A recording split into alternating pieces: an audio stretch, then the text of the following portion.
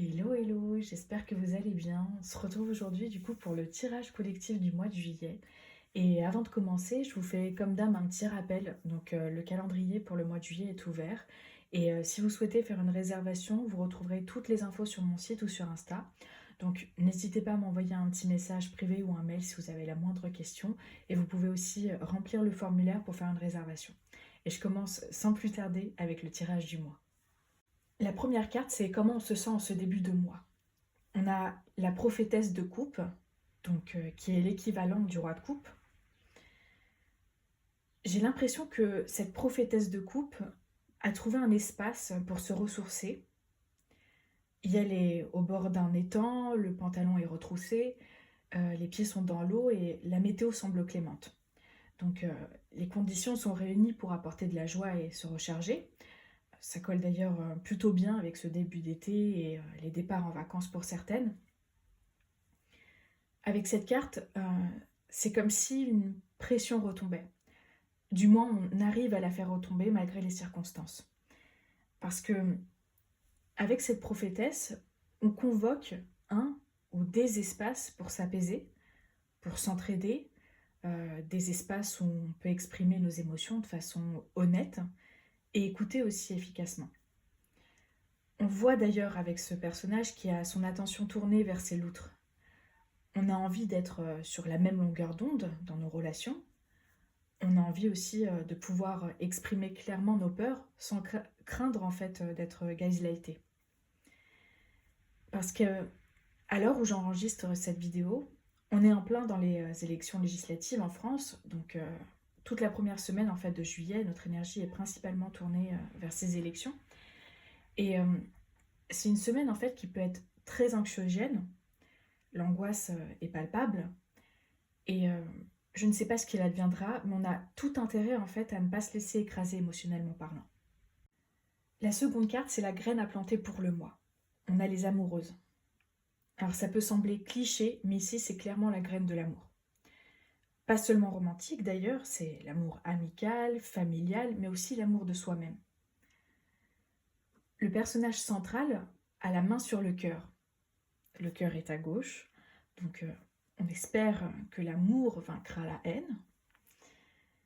Sur cette carte, on a d'ailleurs trois personnages assis sur un miroir, donc ça nous parle aussi de projection, de cette capacité à nous voir tels que nous sommes et à voir les autres aussi tels qu'elles sont, à se reconnaître aussi soi-même dans une autre personne, tout en ayant d'ailleurs conscience de ce qui nous différencie. Parce que ignorer nos différences ne fait pas disparaître les inégalités, ça ne fait pas disparaître le racisme, le sexisme, le validisme, le classisme, etc. Les amoureuses, c'est une carte de connexion. Donc, elle nous invite en fait à nous réunir pour parler, peut-être sortir d'un isolement.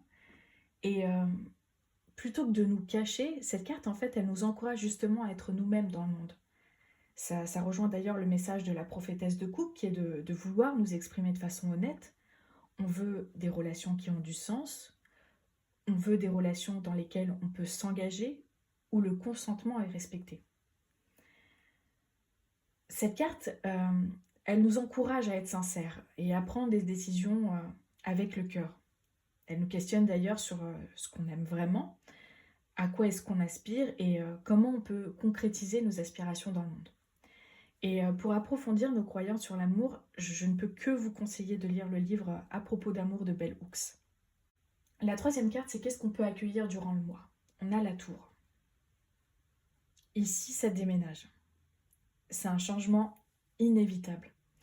Un changement qui va permettre de restructurer les fondations de notre monde. Donc d'un point de vue personnel et collectif, la tour, c'est ce qui doit être détruit pour reconstruire justement une nouvelle réalité. Parce qu'ici, en fait, on change les règles du jeu. Donc ça colle plutôt bien aux législatives. C'est une carte qui fait d'ailleurs souvent peur. Parce qu'on peut se demander qui sont ces personnages qui tombent de la tour, qui sont même expulsés de la tour. Qui renverse les structures de pouvoir? Est-ce le peuple? Et qui investit cette tour? Ces bouches, on peut les voir comme une confiscation du débat public aussi par les médias et les réseaux sociaux qui déversent justement des discours de haine. mais ce sont aussi des chants de révolte, de revendication. Donc, dans tous les cas, ici, il y a une libération. Une libération de la parole. On veut voir s'effondrer cette tour qui nous emprisonne et qui nous réprime. On veut quelque chose de différent. On veut plus de droits. On veut une société plus juste. Et on veut préserver notre planète. C'est une période de changement qui peut être très angoissante, mais c'est important aussi de se rappeler que rester dans notre état l'est encore plus, parce qu'on s'accroche à quelque chose qui est obsolète, quelque chose qui est de toute façon voué à s'effondrer. Donc on ne peut plus vivre dans une tour construite sur la violence, sur le racisme, le sexisme, le validisme, le classisme, etc. Si on veut construire justement un monde meilleur, donc il va falloir rester ancré, rester incarné, comme on le voit avec ses racines. La quatrième carte, c'est à quoi faudra-t-il être vigilante durant le mois? On a le 8 de bâton. Sur cette carte, on retrouve un éclair de la tour. Ça brûle, c'est passionné. Avec les crayons en l'air, on voit que ce 8 a une énergie volatile. Donc on peut se questionner sur notre façon de gérer notre énergie pour créer. Et pour qu'il puisse y avoir du mouvement et du progrès, il ne faut surtout pas bloquer l'énergie créative par peur du changement. Cette carte, d'ailleurs, elle me fait penser aux pancartes qu'on prépare pour les manifs, sur lesquelles on inscrit nos rages, nos peurs et nos fiertés.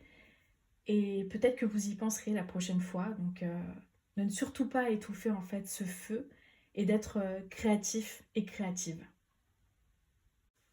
La dernière carte, c'est les ressources sur lesquelles s'appuyer. On a la grande prêtresse.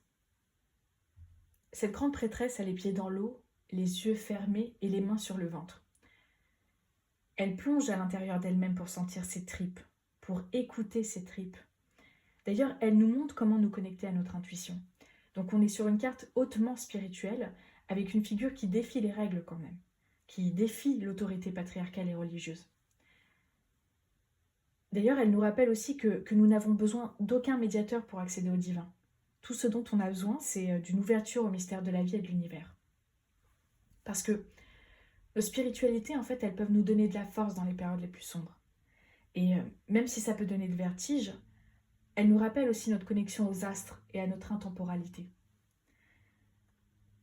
Je vous laisse d'ailleurs sur cette citation tirée de la série Reservation Dogs, que je ne peux que vous conseiller. Quand on observe l'univers, on tourne le dos au futur et on contemple le passé. Ainsi fonctionne la nature. On observe des événements célestes qui se sont produits il y a des lustres. On n'en a connaissance qu'une fois que la lumière a traversé la galaxie. Mais l'univers sait. Il sait tout. Nous ne sommes que l'écho de ce qui s'est déjà produit. Je trouve que c'est une belle façon de nous resituer dans l'univers et de nous rappeler que tout passe. Voilà, j'espère que ce tirage vous parle et vous apportera des clés pour le mois de juillet. N'hésitez pas à me laisser un commentaire, à liker, à partager s'il vous a plu. Je vous souhaite une merveilleuse journée ou soirée et je vous dis à bientôt dans une prochaine vidéo.